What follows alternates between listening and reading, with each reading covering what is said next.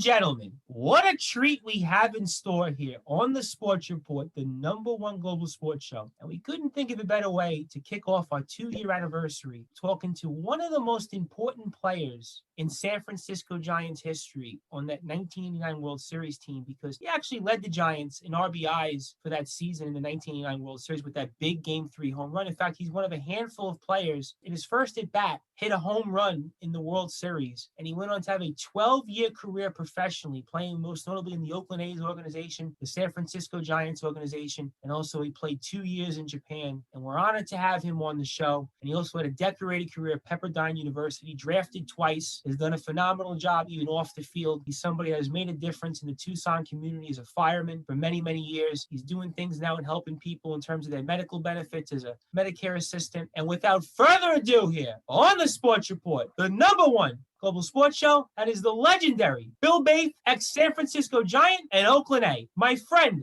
how are you? I'm doing great, Tom. Thank you for having me on tonight. It's a pleasure to be here. Absolutely an honor to have you, and want to thank you for giving us this opportunity. And most importantly, here on Sportinarium, the #1 global radio station, the reason that we reached out to you, because we know that just recently the passing of Don Sutton, your old teammate with the Oakland A's, just occurred. And the legendary Don Sutton won 324 big games in the major leagues and pitched most notably with the Los Angeles Dodgers, but a teammate of yours for a little while on the 86 A's, one of the greatest players of all time, inducted into the Baseball Hall of Fame in 1998, passed away here. A little too young for us at the age of 75, but I saw your comments on Facebook about Don Sutton and what he meant to you. So, Bill, for our worldwide audience, I was curious on your memories and thoughts on the legendary Don Sutton, who passed away a little too early for us at the age of 75.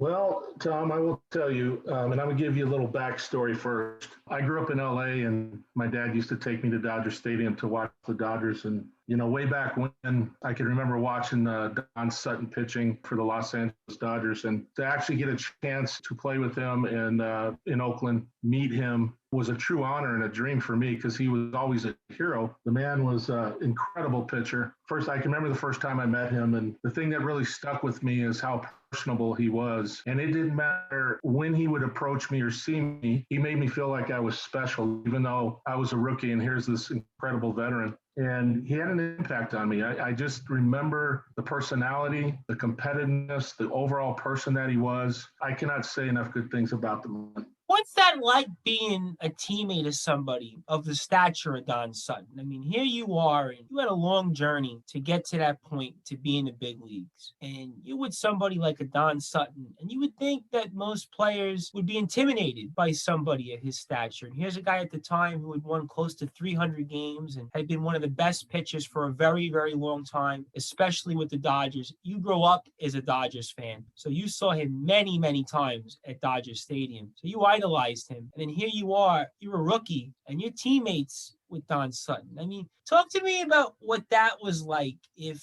you felt intimidated at all, or did that surprise you in that Don Sutton was so personable and so engaging? Because a lot of times you do hear stories about players with certain statuses or have had certain careers might look at a rookie like yourself one way or the other. So talk to me about what that was like as a rookie, and did you feel intimidated from Don Sutton? I never felt intimidated. I felt honored. I felt that what a blessing for me to have this opportunity. And early on, when I first made it to the big leagues, the one thing that you have to do as a rookie is when you step out on that field, and granted for me, when I first stepped out on the field, in the other dugout is Reggie Jackson and some real-time greats, and you're going, who is Bill Bathe on this field?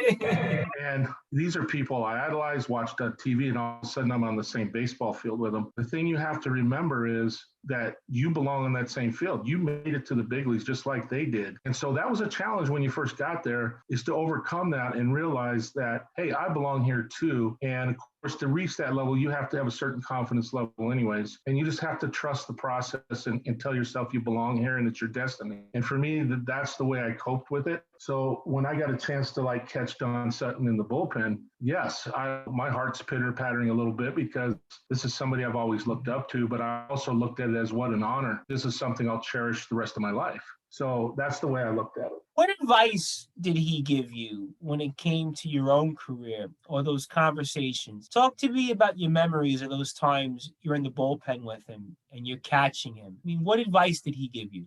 When I look back at it, he never really gave me advice on anything. But the thing that stuck out the most is how approachable he was. There are certain veterans out there that have been around a long time that really aren't that approachable, or you feel very uncomfortable being around. He was one of those guys that would put an arm around you and say, Bill, how's you and your family doing today? And he'd come up to you out of the blue like that. And that always hit home with me, and you always felt very, very comfortable. And Mike Krukow was the same way with the Giants. Here's this iconic picture. And I remember the first time I met him, and he was so calming and just so personable that you erased any of that nervousness of who you were actually talking to. And then it just became like, he's just your friend. So with Don, he didn't give me advice per se, but I will always remember the personality that he had and the calming effect that he had whenever I was around him. No question about it that Don Sutton was a personable man and somebody who left the game of baseball with many memories and definitely left the game of baseball in a better place for all of us to enjoy it and all of us to continue to talk about it. That's why we give everybody our condolences on behalf of every baseball fan, every teammate of his, like the legendary Bill Bathe, like every Dodger teammate, Dodger fan, anybody else impacted by the life of Don Sutton as he passes away here a little too young for us at the age of 75. And Bill, I gotta say, to lighten things up, was it a little weird seeing him in an A's uniform? Because for all those years, we knew him as a Dodger, and then you're getting into the big leagues, and you mentioned you're a huge Dodgers fan, and I'm thinking back to my Topps 87 of Don Sutton, and it was a little weird seeing Don Sutton in an Oakland A's uniform, especially those Oakland A's uniforms. If anybody remembers those in the 1980s, I mean, was that a little weird in seeing Don Sutton in an A's uniform? Let me put it in perspective for you. When I played in Japan, they had a Disneyland over there, and when I first walked in there, Mickey Mouse was walking around speaking Japanese, and it just didn't connect with me. You're not used to that. When I saw Don Sutton in Oakland A's uniform, same type of response. It just didn't compute for me because I had always seen him as a legendary Dodger, and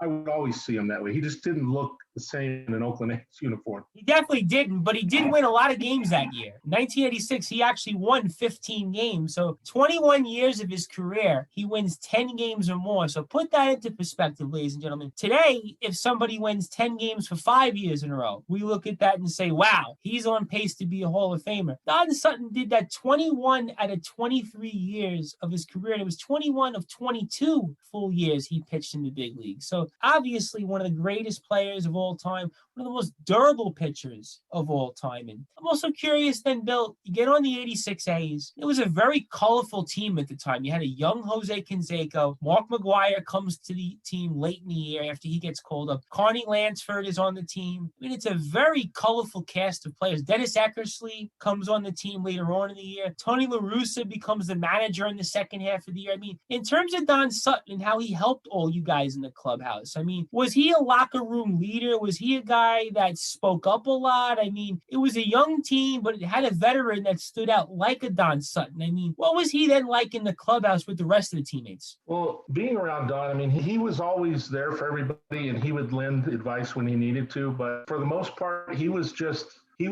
by virtue of who he was and how many games he had already won, and the fact that he just had a veteran presence about him. So, I mean, he was just one of those guys that everybody could approach and talk to. And I think that's the best way I can explain it. He wasn't a real vocal guy out there, but he would talk to you and he would be there for you or ask how your family's doing. And he was a tough competitor. I mean, when he crossed the lines, man, he was all business. So I think that's the best way I can explain it. No question about it. And listen, when you pitch over 5,000 innings in the big leagues, you are definitely a tough competitor. And you're one of the greatest competitors of all time because this guy had 756 career starts in 23 years. I mean, do the math, ladies and gentlemen. We're talking about upwards to 35 starts a year that Don Sutton made. You think about it nowadays, 25, 26, 27 starts. They look at you, wow, he's durable. Don Sutton went out there and pitched almost 35 times a year throughout his career. I mean, ladies and gentlemen, that is an unheard of stat. And then, Bill, talk to me about when you get that call finally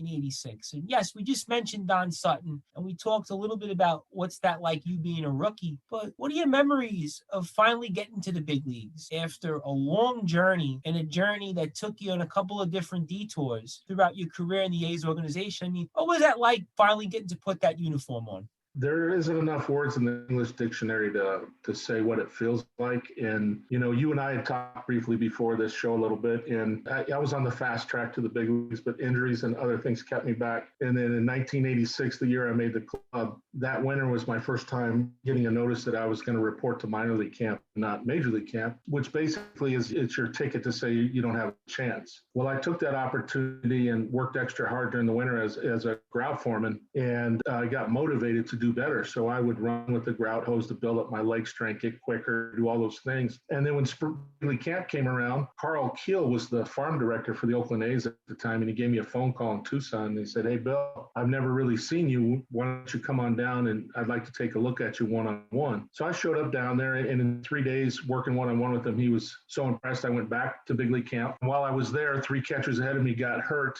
and it was just me and Charlie O'Brien, who had a long major league career. It was just him and I left standing, and then they alternated us every other day for the rest of spring training. It just so happened that I had the best spring training of my life and ended up making the club. Charlie O'Brien got traded away, and I remember standing there opening day, my first opening day ever. You got to remember, I had to climb a huge mountain to even get to this point. And so I'm standing there next to Dusty Baker, who's a very good friend of mine, and he looks down at me and he said, "This is your first opening day, isn't it?" And I said, "Yes, it is." And he said, "God bless you, man." And I had chills over my entire body, sold out crowd. This is the show, man. This is what I've been working for. So there's no words that will ever describe what that feeling was like. How much do you reflect upon that, where you had a long journey? I mean, some guys, they're straight ticketed to the big leagues where they're a high-end draft pick. Maybe they spend a couple of weeks in the minor leagues. Maybe they even spend a year in AAA, and they're going to be in the big league roster. They're going to go there, and they're going to be fast-tracked for superstardom. But you, on the other hand, started out where you put up some big numbers early on in the A's organization. But again, you kind of had that fork in the road, but you get there. I mean, is it extra special because you had to wait longer? And also, how much do you reflect upon that, where you finally got that call the first time you're in the big leagues in 86?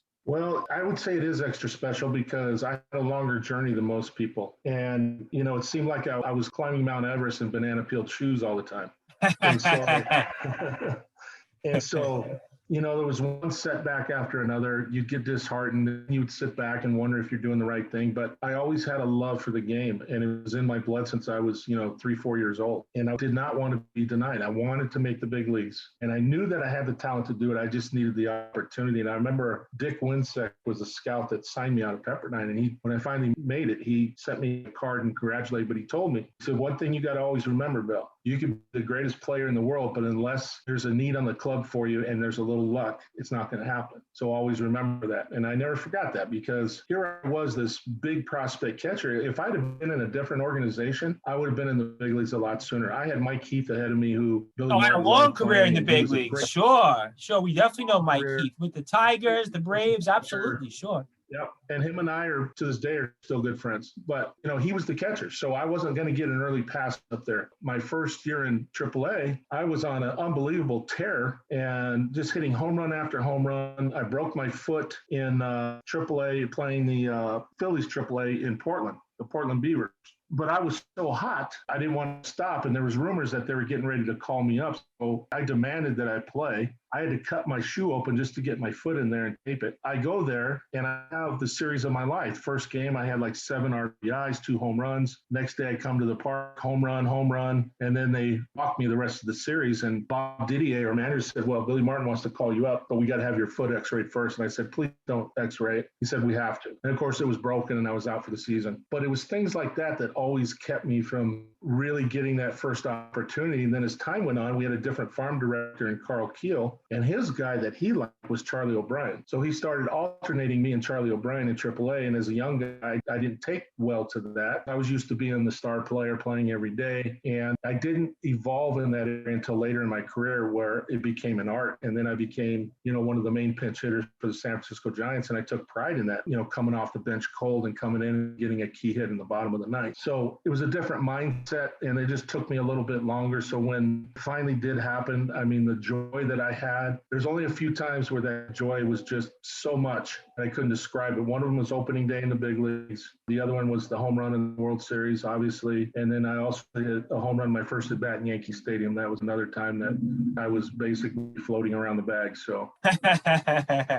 well, we don't blame you on that, my friend. Listen, you had 8 career home runs in 183 at bats, and in the minor leagues, you averaged about a home run every 20 at bats. So when you got the chance, you definitely delivered, and that's why we're honored to have on the Sports Report the #1 global sports show, and that is the legendary Bill Bathe, who had a long career professionally, playing 12 seasons in the Oakland A's organization, the San Francisco Giants organization, most notably, where he played 3 years in the big leagues and also played 2 years in Japan, and of course, Pepperdine University as well, where he started. It's a tremendous honor to kick off the 2-year anniversary of the Sports Report here on Sportinarium with him, as I am the host of the Sports Report, the Reverend Tom Bryson. For more information on the Sports Report, you can go to sportsreportx.com and listen to all of our archives. You can go to soundcloud.com/the Sports Report 2019. And as always, a huge shout out to the entire team here at Sportinarium. That includes Lakey, R, Danny, Dale, Sean, Steve, everybody at Sportinarium that has made us the #1 global sports show. And of course, you can listen to the Sports Report on Sportinarium at www.sportinarium.com. We're on from 5 to 7, Fridays through Sundays, with the news report coming back at 5 to 7. And then from the UK time, it's 10 to 12. So 5 to 7, Fridays to Sundays, and then 10 to 12 UK time. And that's at www.sportinarium.com. And you can also follow Sportinarium on Twitter, Instagram, and YouTube at Sportinarium, where Sportinarium has over 47,000 subscribers. You can also like Sportinarium on Facebook at Sportinarium Media. I also want to recognize my entire team here on the Sports Report, including the Honorable MC Ernest Stubb, the Brute Boss,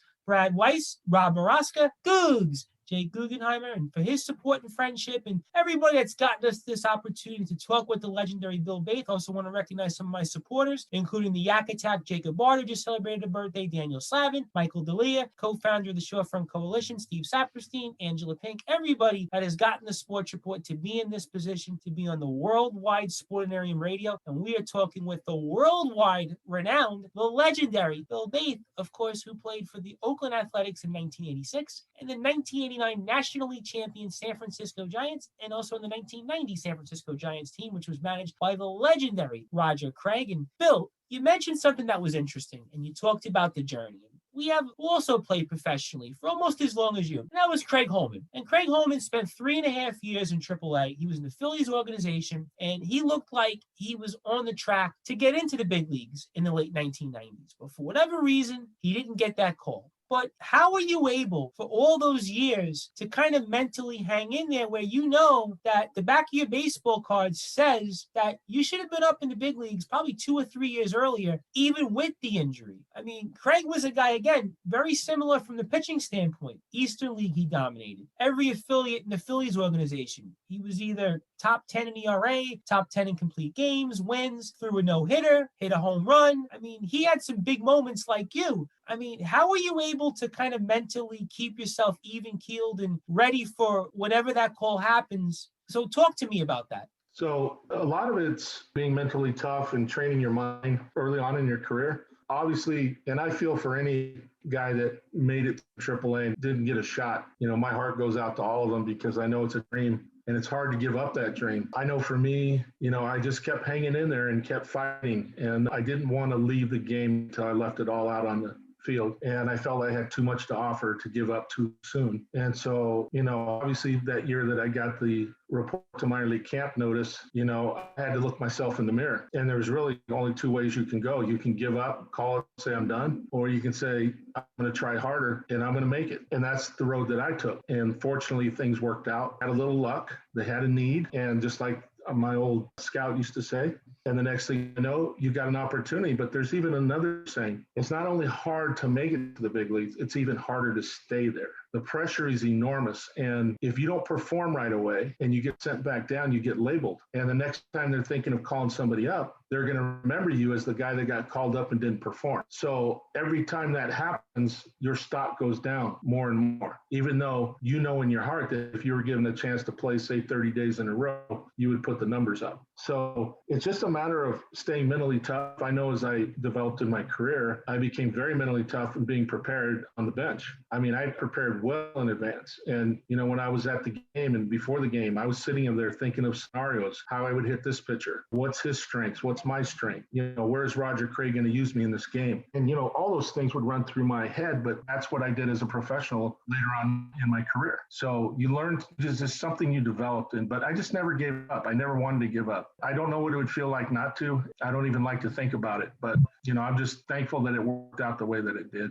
And we're thankful it worked out the way it did because you hung in there and you said something interesting about hanging in there and not performing. But talk to me about what's going on through your mind before you get the second call up, because you finally make it in 86, but then you're not back in the big leagues for another couple of years. 87, 88 goes by and you're not back in the big leagues. You bounce around a number of different organizations, a number of different places. I mean, you really had to be even more mentally tough, I think, to get the second call, because as you mentioned, the first call comes up, you had some success, but you didn't get that ability to really perform every day and get the 200-300 at bats, which you were used to getting, and some in the minor leagues. I mean, what's going on through your mind before the Giants give you the second call in 89? I mean, talk to me about what's going on through your mind from, let's say, 87 to 89. 87 and 88, I was with the Chicago Cubs organization. And I played in AAA with Mark Grace, Damon Berryhill, all the stars of the Cubs. And I out-hit Mark Grace in 1988 in AAA, and I led all of AAA in hitting up to 3 days left in the season. Some guy passed me up in Denver. I lost the batting title by a couple, which still eats at me today, by the way. And, so I made I made the AAA All-Star team that year with Sandy Alomar Jr. We played in Buffalo, New York. And at the end of the season, the Cubs did not call me up. And I was like, what else do I need to do? And they said, well, you're not really in our plans. We have plans for these other guys. And I said, fine. So obviously I became a free agent and then my phone rang off the hook and I signed with the Giants. And the very next year, guess who we played in the championship finals? The Chicago Cubs, and we beat them. And I walked over to their clubhouse and waved at every single one of them.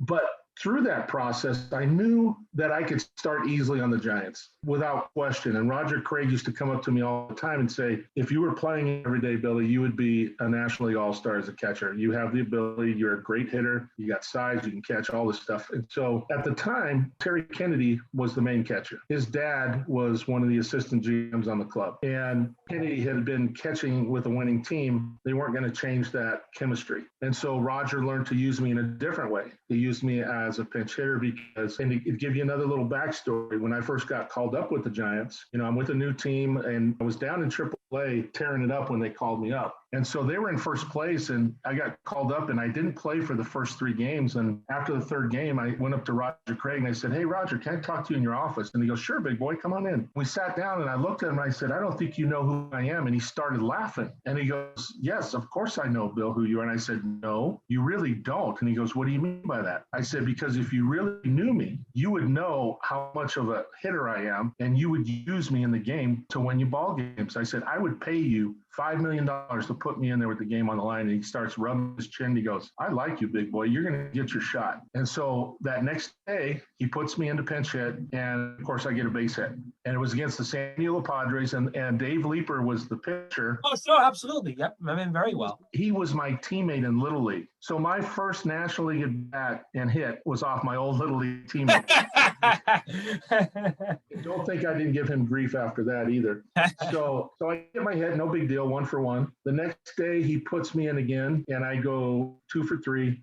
He's just like, wow. So then we go to San Diego. We had an off day. We go to San Diego. He puts me in a double switch with Terry Kennedy. I go 2 for 2. I was player of the game, drove in the winning run. And he calls me in after the game and he goes, God dang it, Billy, you can hit. I said, I've been telling you that. He goes, my gosh, I'm so excited. He goes, I don't know if I'm more excited about winning the game or what you're doing with the bat. And I said, Roger, put me there with the game on the line. I'm going to help you. And he goes, you know what? You're going to get that wish, big boy. And I said, I looked at him, I go, Roger, I don't care if it's a righty or a lefty. I'm your guy. And he goes, you're going to be my guy from now on. So for the next 2 years, that's what he did. He put me in there with the game on the line when they brought in their best pitchers. And I relished that. I remember being called in against the Nasty Boys against Cincinnati, 1-1 tie, bottom of the night, 2 out San Francisco. And I come in and get a base hit to win the ball game. Things like that where I took extreme pride in that. And you had to have that kind of mindset to succeed at that level. So I always wore a shirt underneath my uniform that said the Hitman, anytime, any place. And to some degree, you have to, because you're facing the best. So definitely faced the best, and you came up in a lot of those situations and delivered for the Giants. And those are some interesting Giant teams you played on. Some really good Giant teams in 89 and 90, and especially that 89 year where you mentioned the NLCS with the Giants and Cubs. I mean, Will Clark, did he even get an out? I mean, I don't think the Cubs could still get him out to this day. If Will Clark is like near 60, I still don't think the Cubs could get him out in that series. I mean, you think about Will Clark and the kind of years that he had when you were a teammate with him, and Kevin Mitchell, who was the 1989 National League MVP, and Matt Williams, who led the National League in RBIs in 1990. I mean, Terry Kennedy, you mentioned. I mean, it was a number of different players that you played with. Brett Butler, who we saw as a Met and a Dodger, had a very good career. Was one of the best leadoff hitters in the National League. And did it motivate you also a little bit, Bill, to come up in those spots because you had maybe extra motivation because you played with so many good teammates? And that was a good ball club you played on, especially in 89. Even that 90 team. That 90 team was still pretty good. I mean, did that also give you a little bit more extra motivation knowing that you're on teams that you guys can win every day? You can go out to the ballpark and feel like, you can deliver and be a part of something special, which you definitely were, especially on those Giants teams. What was great, Tom, about that team is we had chemistry. The old and the new guys, we clicked, and we had that championship mentality. And it all started from Roger Craig. And we, embellished each other. We pumped each other up, and even though I was pinch hitter off the bench, I still had a vital role to play. And when I got up there and started producing right away, I earned the respect of my teammates. I had guys like Kevin Mitchell coming up saying, I love the way you hit, or Will Clark, congrats, saying, Bill, I love the way you hit. Dusty Baker was always a big fan of the way I swung the bat. And so I developed that confidence that I could hit anybody coming off the bench. And so then after a while, you just drive as a team and you come to the ballpark and it's a great feeling because you got a great shot of winning that ball game. And I used to come there and I used to laugh because, some of the veterans would come up to me and goes, hey, Billy, are you going to win the ball game tonight? And I said, I don't know. He goes, well, you might get in there, get ready. So, I mean, it was just awesome. There's just no words to describe it. And it was just a special, special team. And I got the chance to go back to the 30-year reunion recently, and they flew all the 89 team out there. And, majority of the team was still there. And it was great to just see everybody again after 30 years. But it was a special team. It really was. And I think it started the winning tradition there in San Francisco that's there today. Oh, absolutely. No question about it. I kind of felt in a lot of ways that the 87 and 89 Giants kind of started the revival of the Giants, where you think about the Giants in the 70s and into the 80s, they were a dormant franchise. They were a franchise that hadn't won very much. And you think about 87, they win the NL West over the Dodgers and the Astros. Those were good ball clubs. The Reds as well were in the mix. And 89, you guys only win the National League West, beating the San Diego Padres lately. That was a good Padres team. Most of that was chasing you guys, but you guys win the National League Championship. And then even in 90, you think about that 5-year run, 5 consecutive winning seasons for the Giants, and it laid the foundation, I think, for Barry Bonds coming to San Francisco and then Dusty Baker becoming the manager. Then in 97, they start a run from 97 to 03 where they're in the postseason regularly, win the National League Championship. And obviously the teams in the 2010s are going to take the stage. But I kind of feel like with you, Bill, in a lot of ways, the 89 team laid the foundation. And Will Clark was always a favorite of mine growing up as a kid for a number of reasons. He had a long swing. They called him the Thrill. I mean, he had really one of the prettiest swings, even to this day, that I've ever seen. They always kind of compared him a little bit to Don Mattingly, but I think Will Clark in his prime might have had the edge just because in a big game, nobody could get Will Clark out. But what was that like being teammates with somebody in a Will Clark who was just such a good ball player? And he was so confident. You could tell about Will Clark. There was something about him. He was a great college baseball player. Giants drafted him. He didn't even start his career in the minor leagues. I mean, he was the complete opposite of you, Bill, where he basically gets the call right away after he's drafted by the Giants, and he's producing for them and he's helping them in a pennant race in 86 and in 89. He has to this day arguably one of the greatest postseason series an individual has ever had. I mean, what was it like being teammates with Will the Thrill Clark? It was fun.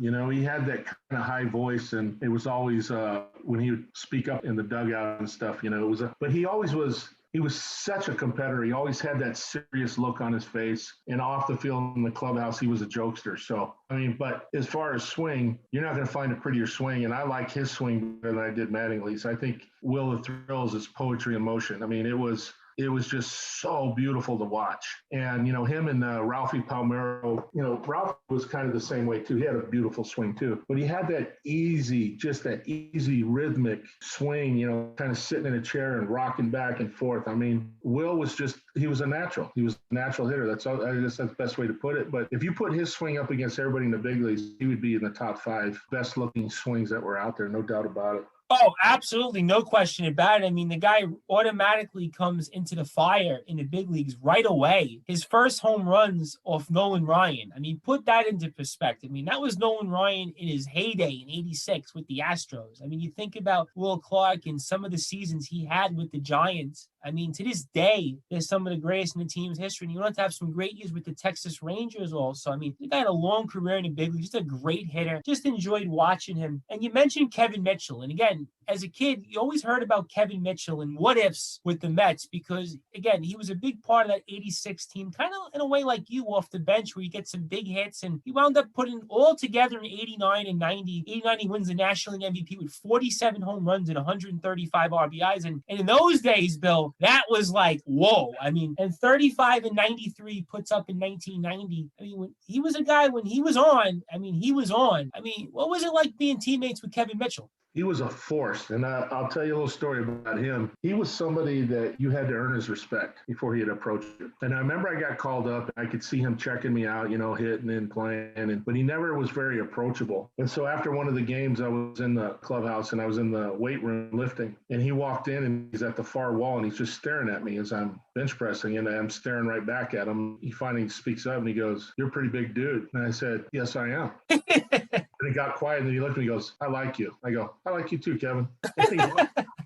And then after that, he started opening up more to me, and then we became friends. And, I still talk to him to this day. But you had to earn his respect. You just couldn't go up to him and just say, "Hey, what's up, dude?" You just couldn't do that with him. He wasn't that type of guy. But as far as his presence on the ball club, oh, my gosh. I mean, like you said, he was the MVP. It seemed like everything he hit was going out of the yard. He was driving in runs. I mean, he was a force. You couldn't get him out, and I watched that. I was right there, front stage, watching the whole thing. That guy was just an animal, just unbelievable. And so he carried the club, him and Matt Williams and a few of the others, and Will Clark. Robbie Thompson was always a big contributor. And of course, you had obviously late great Jose Uribe. But, that was a fantastic infield. And Kevin Mitchell was an amazing left fielder, and he brought it every day. So great guy. Love him. Absolutely, no question about it. He was always one of my favorite players as a kid. And I always said to myself, what ifs if the Mets had Kevin Mitchell? And even though they got Kevin McReynolds back, and Kevin McReynolds was a good ball player, and he actually probably had better numbers in his career than Kevin Mitchell. But Kevin Mitchell was one of those guys that he was an energy guy. He was one of those guys, like you said, he could put a team on his back and carry you for a week or even a month. And he did that in 89 and 90. I think the Mets were kind of missing that. I think that was kind of the beginning of the Mets' demise in the late 80s, was the fact that Kevin Mitchell was not on that team because he was such a big part of it. But Bill, you also mentioned something that was very interesting and about being a pinch hitter. And obviously being a pinch hitter is a lot different than being a guy who's going to get 4 or 5 at bats. In the minor leagues, you were used to that. I mean, you were a guy that had a lot of at bats. You were used to playing every day. And then in order to stay in the big leagues, you had to adjust yourself and to become a pinch hitter. And being a pinch hitter is a very difficult thing. And the Mets had a few very good pinch hitters at one point. Lenny Harris was one of them, the all-time leader in pinch hits. And another one was Matt Franco, who was one of the better pinch hitters in the late 90s, early part of the 2000s. And how difficult was that to adjust yourself mentally in a way kind of maybe similar to mentally keeping yourself ready for not only getting that first call, but the second call back into the big league? So talk to our worldwide audience who may not be familiar on that adjustment in becoming an everyday player to being a pinch hitter. So talk to us about that for our worldwide audience. Sure. So early on in my career, obviously, when they tell you you're going to be a part-time player, your reaction is to tend to get angry about it, reject it. You're not thinking of the team. You're not thinking of how am I going to be useful. Instead, you're saying, why am I not playing? Whereas as you mature and you get older and you've been around winning ball clubs, you realize that I need to do my part for the team. And if that means I'm going to be a part-time player, then I need to mentally prepare for that. And I need to take pride in that role and just really take that role on. And as I got later in my career, that's what I did is I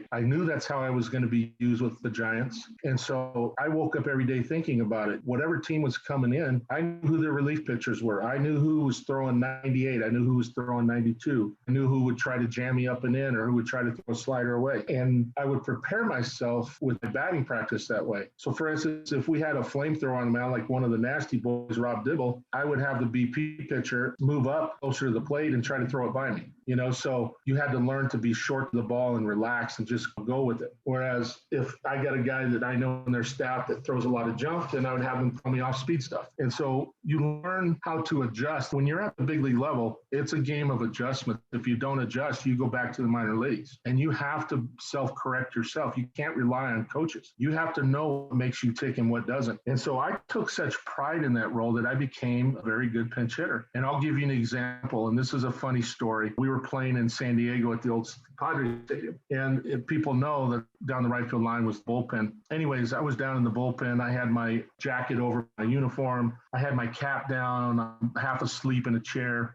About the seventh inning, there's two guys on, down by a run, and I'm just sitting there real casual, and the phone rings and it says, "Get Bill down here." So I just casually get up, and they open the gate, and I start jogging down the right field line. Of course, I have to pass right by the San Diego Padres. There's Jack McKeon. I'm staring them all down, looking at them as I'm jogging by. I'm especially staring at Jack McKeon. I come around home plate. I go, and Roger Craig goes, "Billy, you're up." So I slowly take off my jacket. I put on the helmet. I go out to the on deck. So I take one swing, go up to the batter's box. Second pitch, I hit a 3-run homer.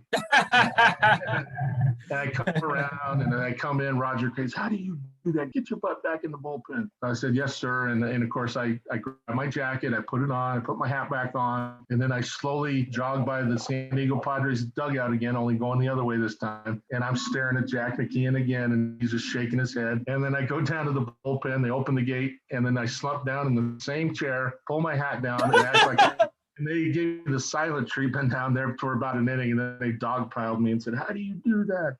And I said, "That's what I get paid to do." Well, you definitely got paid, and you did very well when you got paid. And speaking of getting paid to come up in a big spot, and I know you get asked about this all the time, but we had to ask you here on is 1989 World Series, your first at bat. You're the fifth player in history. Yeah. First at bat to home run. I know you've probably watched the tape. You've been asked about it millions and millions of times, but that was a very fascinating series for a number of reasons due to the earthquake. And obviously it was the series divided by the Bay Bridge, and a lot of things went down on that. But what are your memories of that, of Game 3 in the World Series where you come up and hit that 3-run pinch hit home run? I mean, talk to me about your memories of that at bat. So leading up to that at bat, obviously my first World Series ever. And of course, I am so excited. I want to play. And we lose the first two games. But you got to remember when we're there, there's so much media from the first base catcher's box all the way around home plate, all the way to the third base side, that you have to push people out of the way just to even get into the batting cage. And then once I was in the batting cage, who's behind the backstop but Johnny Bench and Jim Palmer? So I would be hitting and they'd be talking to me, and I'd turn around and say, "Guys, this is surreal. I can't believe I'm talking to you, Jim Palmer, or you, Johnny Bench. You guys were my idols, And I said, "No, you're doing good, Bill. We love watching you hit," and blah, blah, blah. And so anyways, I was locked in and I knew I was ready to play, but I wasn't in the lineup. So the third game, when I finally got the call, I was pumped up. And so when I was walking up, I remember my mindset and what I was thinking. And in my mind was replaying everything in my life has led up to that moment. And so with each step that I took towards home plate, I got calmer and calmer and calmer, because that was my mindset. And I wanted to do it better. I got more calm. And so by the time I got into the batter's box, I was locked in. It was just me and him. And I dug in and I had this calmness about me. I felt great. And I think it was the third pitch, I hit the 3-run homer. And I remember when I left the batter's box and I was enjoying the moment. And I remember thinking to myself, slow down and enjoy this because it may never happen again. And I seriously, Tom, that's all I thought about as I was around that bases was my whole life has been for this moment. And it was extremely rewarding, other than we didn't win. And after the series, we lost the World Series, as everybody knows. But after the World Series was over, Roger King come up and he goes, "I have one regret in this series." I go, "What's that?" He goes, "I didn't start you every game." And I said, "Well, a little too late now." But so that's what was going through my mind. And from a child all the way up to that point, it was for that one moment. Does it make it for your career worth it that even though you didn't get as many of at bats you should have had in the major leagues, but that moment kind of said, you know what, my career was okay. Because again, a lot of guys, we talked about Craig Holman. We mentioned Luis Lopez, a guy who had a 20-year career professionally, had a couple of cups of coffee with the Blue Jays and the Expos. He was on the show. But their careers, you kind of feel like the what ifs. But even though you didn't have that many at-bats in the big leagues, but you had a moment that is going to be relived till the end of time. I mean, does that make it for you where your career is okay because of that one moment? Yes and no. I'm thankful that I had that opportunity because I know there's guys that would have given anything to have that opportunity. So I'm thankful for the things that I accomplished while I was there. But when I said no, it's because I look back and I do have regrets that I know personally that I could have been a 15-year starter in the big leagues as a catcher. I mean, I know that I had that ability, but injuries and other factors just didn't allow it. So that wasn't the way the book was supposed to be written for me, unfortunately. There's other people that they're lucky. They get in there and they're given every opportunity over and over. And next thing you know, they got 10 years starting in the big leagues. But for me, it didn't work out that way. So I will forever be thankful for, the memories that I do have there. And I have some good memories, and I told you a couple of them, but I have a few more too that, will forever be with me, and they can never take that away from me. And nor should they. And you have a lot more memories than all of us here listening certainly do. And that's why we're honored to have on the Sports Report, the #1 global sports show, for a few more minutes, the legendary Bill Bathe, who in 1989 became the 5th player in his first at-bat to hit a home run in the World Series. That's why we're extremely honored to have him. Also got a 12-year career professionally, played 2 years in Japan, played for the Oakland A's, the San Francisco Giants. Pepperdine University, has done a phenomenal job as an ambassador to the game of baseball. And we are honored to have him on the show. And most importantly, we got to share our memories with him on his old teammate, the legendary Don Sutton, who passed away at the age of 75 this week. And I am the host of the Sports Report, the Reverend Tom Bryson. We have a few more minutes with the legendary Bill Bathe talking about his career and everything else going on in the game of baseball. And Bill, I was also curious for a worldwide audience, because we have a lot of listeners out there in the UK and Switzerland, Italy, Australia, Turkey, and even in Japan. And you played 2 years in Japan. I was curious on what led you to go to Japan and what that experience was like in playing in Japan from 91 to 92. So I was actually scouted by a Japanese scout, and he approached me when I was with the Giants. And so after my second year with the Giants, basically I was a free guy, and Nippon Ham Fighters threw an offer at me for a 3-year deal. And it was one that I couldn't turn down monetary wise. And so I knew I was going to be going to the Orient. So the guy that was on the team, Matt Winters, he contacted me and told me what to expect. And then it was an eye opener for me. I love Japan. I love their people. I love the food. I love sushi. I love all that stuff. I wasn't ready for some of the things that I was going to be thrown my way. The amount of pressure, every team is only allowed 2 Americans, and the amount of pressure they put on you to win is off the chart. I felt more pressure there than I did here in the States. And, if a game was lost, they would like to look my way. And every 2 years, they would rotate Americans in and out of the country to generate new interest and things like that. But overall, though, the experience I had there, I would never replace. I met some wonderful people in Japan. It was a different style of baseball. It wasn't what I was used to. The refereeing and umpiring was a little different. There was a lot of little nuances that were different, that were eye-opening to me. But overall, like I said, I'm so glad that I had the experience in the Japanese culture. I started to learn their language because I love languages, and I had a great teammate in Matt Winters, and he's a scout now. I think he scouts for the Nippon Ham Fighters here in the States. But it's a special fraternity of players that goes over there. There was a bar that we used to go into, and I can't remember what city it was, but it was a sports bar. And they had every American that played there jersey hanging from the roof. So the second year we went in there was my jersey hanging from the roof, and it just kind of cemented for me what it meant to be over there, part of this special fraternity of people that played over there. And so right now, as we speak, I have a jersey hanging from a roof in the sports bar in Japan. So Well, congratulations to that. That's a pretty cool thing. Listen, when you and I are long dead and gone, you're still going to have that jersey hanging up. So that's a pretty cool feat in itself. And Matt Winters, who you talked about, he was one of the greatest hitters in Japan. He was a guy that hit 30 home runs regularly, just a powerful, powerful hitter.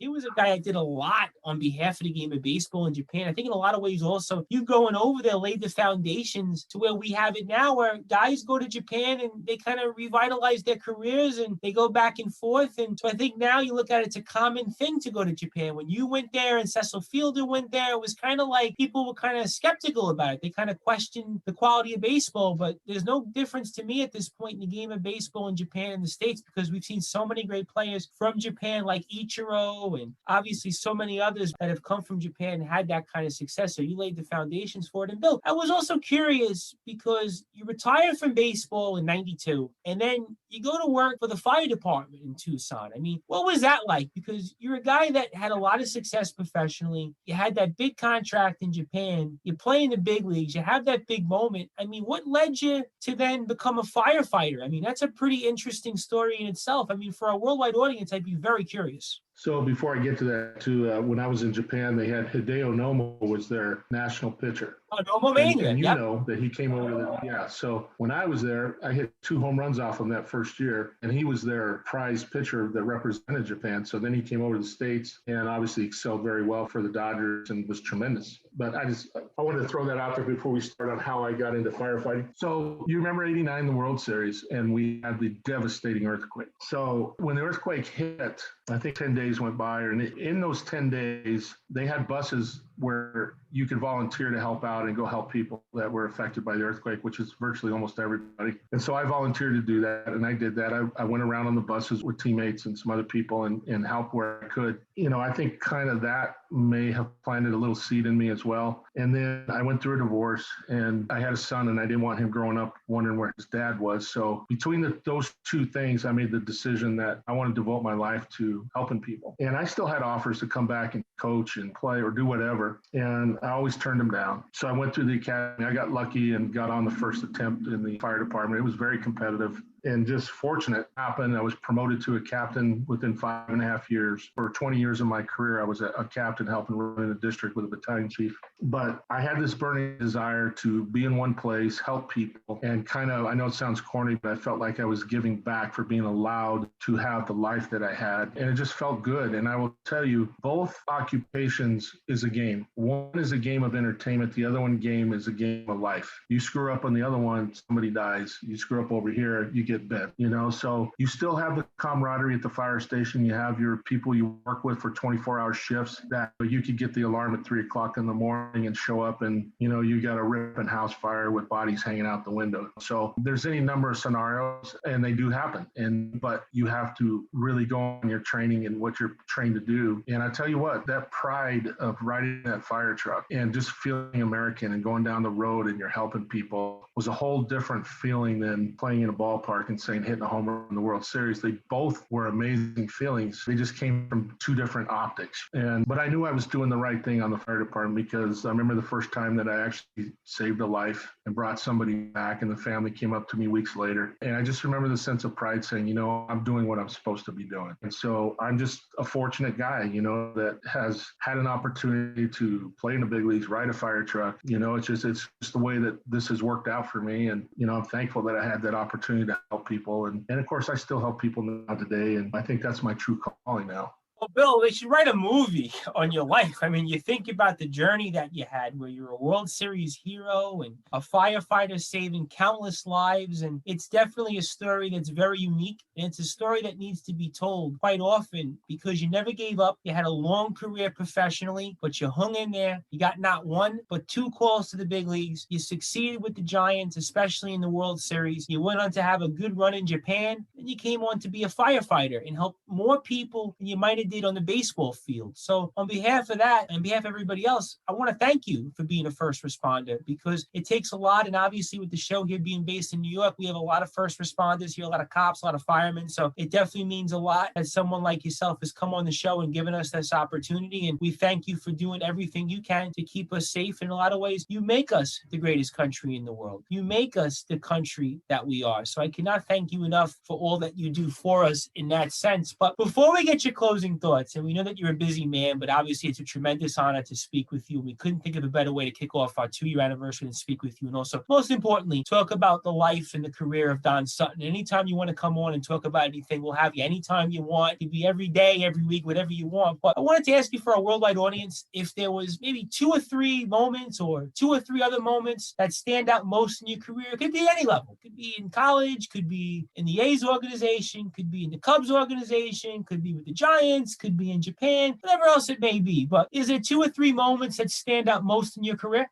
I think probably making opening day after being dealt that blow of going to the minor league camp and finally making it and standing there with goosebumps and knowing that, I beat the odds. That was a moment. And, my first batting Yankee Stadium, I took Ron Guidry deep, who I used to watch on TV all the time. And, you're walking into a legendary stadium where all these hallowed people walked, players, Babe Ruth and all of them. And you got goosebumps when you walk down the field. And to hear Bob Shevard call my name as a field address announcer, you have to pinch yourself. And then to actually be facing Louisiana Lightning, who you used to listen to on the radio, that always has stuck in my mind. Obviously, the 3-run homer in Game 3 in Pittsburgh, I hit one upper deck over 500 feet. So that was another one that was a huge rush for me. But, it's the journey, Tom. It was the journey. And I'm proud of myself for beating the odds and for persevering and for never giving up and always fighting, even when you're down. And it's just a perfect metaphor for life. You get knocked down. How are you going to react? Are you going to give up? Are you going to get up? Are you going to fight? What are you going to do? And so life is about defeats. It's about all those things, but it's how you respond to it determines how your book is going to be written. And so, I learned a lot of lessons in life by playing baseball. That's for sure. Ladies and gentlemen, a rising tide lifts all boats. And the life story of Bill Bathe is a rising tide that can lift anybody's boats. And here was a guy that persevered and beat the odds. And he hit a home run against Louisiana Lightning, Ron Guidry, a 4-time 20-game winner, and had one of the greatest seasons a pitcher has had to this day for an individual season. Game 3 of the World Series, he's the 5th player in history, his first at bat to home run. When you think about the journey that he has had, definitely a story that we all can learn from. It is definitely a story that we all can be proud of. And listen, he hit a ball 500 feet. Listen, we're thinking about Jose Canseco, who was a teammate of Bill's. That might have been a ball that was farther than the one Jose hit in the 1989 American League Championship Series, where I think they still haven't found the ball in the opening of Sky Dome. If you think about that World Series, Jose hit a ball that was pretty deep, but I think the ball you hit in Pittsburgh, and Pittsburgh was a tough park to hit in. If anybody remembers the old Pirates ballpark there, 3 Rivers, that was definitely a tough park to hit in. So listen, when Bill came up, he definitely delivered and some. That's why we're honored to have had him here on the Sports Report, the #1 global sports show. And for you, my friend, I want to give you the floor. I want to give you any closing thoughts. I also want you to plug where listeners can get in touch with you and plug anything that you're working on these days. Any way anybody can get in touch with you and talk about your memories and talk to you about anything that you're up to. And anytime you want to come on the show and talk about anything on your mind about the game of baseball, past, present, and future, and some of your own stories, the floor will always be yours, my friend. So don't be a stranger on that. And I can't thank you enough once again for giving us this opportunity to speak with you. It is a tremendous honor on a personal level to speak with you and hear your journey. I was very excited to speak with you after reading up on you. Also, I have your baseball cards. I actually have your 87 tops. I have your 90 Fleer. I have your 91 tops. I have to say, the 91 tops Giants cards was some of the more prettier cards that the top set had that year. So for whatever reason, you guys took good photos in that 91 top set, because the 91 top set, if anybody remembers, there was some less desirable cards to say the least, but your card was pretty good. Matt Williams' card was good. Kevin Mitchell's was good. Even Terry Kennedy's wasn't bad. Your old teammate, the kid Gary Carter, and Roger Craig's, I believe Roger Craig's was actually, he stood, I guess, where the dugout was, and he had his hand over his chest with the Pledge of Allegiance, and his hat, I think he was holding. So that was always one of my more favorite cards, I think, was the Roger Craig one. So there's a lot of memories. We definitely want to continue to talk about them with you, my friend. So I want to give you the floor. I want you to plug anything you want to say that you want to promote on. And obviously, I can't thank you enough, and the floor is yours. Thank you, Tom. I just want to say thank you to all the listeners out there. I appreciate you all as well. And, it's been a wonderful journey. Now what I do today, obviously I still help people. I have a mental Medicare business. If you Googled Medicare Bill Bathe, you would probably find me. But if anybody out there, needs help with Medicare, I'm licensed in 4 states, Oregon, Texas, California, and Arizona. Or if you just need advice about it, maybe your friend, a family, your mom, whoever, just reach out to me. I love helping people. I'm a genuine person, and I'll help you any way I can. I just want to say that for everybody out there, it's been a rough ride lately, but everybody keep your head up, stay positive, learn to love a little more. And, always believe in yourself, and good things will happen. And Tom, I just want to thank you and your audience for allowing me this opportunity. It's been an absolute pleasure to share my story. I always love being able to talk about baseball, and, it gives me an opportunity to relive what I've done in my career and, what it took. And those are some fond memories that I'll always have. And, I'm not in the game anymore, but I still think about it, and I'll always have a love for the game. Just like the movie, I'll always have a love for the game. So. Definitely should have a love of the game, my friend, because you did a lot on behalf of this game, and you had a lot of memories that will continue to live on and will continue to relive. Anytime you want to talk about the game of baseball, you're always welcome here on this show. And I can't thank you enough for the opportunity. I'm looking forward to speaking with you soon. And congratulations on entire career and also on what you're doing now. You have definitely made a difference on and off the field. Anything we can do to ever help you, we're always here. I can't thank you enough. Happy New Year, and we look forward to speaking with you soon. Thanks, Tom. As we're here on the Sports Report, the #1 global sports show with the legendary Bill Bathe, played 12 years, a .282 lifetime hitter in the minor leagues, where he hit over 300 in numerous seasons, and also was a part of history, as in 1989, he was the 5th player to ever hit a home run in his first at bat in the World Series, and played 3 seasons for the Oakland Athletics, the 1989 National League champion San Francisco Giants, 1990 San Francisco Giants, and played 2 years in Japan. And he might have had his most success off the field as a fireman for the Tucson Fire Department for over 20 years, and he's helping people now as a Medicare broker and specialist. We are tremendously honored to have him on the show, as I am the host of the Sports Report, the Reverend Tom Bryce, and stay tuned for more sports talk and hard-hitting analysis here on Sportinarium with our own Rob Morosco to talk all the latest happenings here in the world of professional baseball, as we're here on Sportinarium, the #1 global radio station, and I am the host of the Sports Report here on Sportinarium, the Reverend Tom Bryce.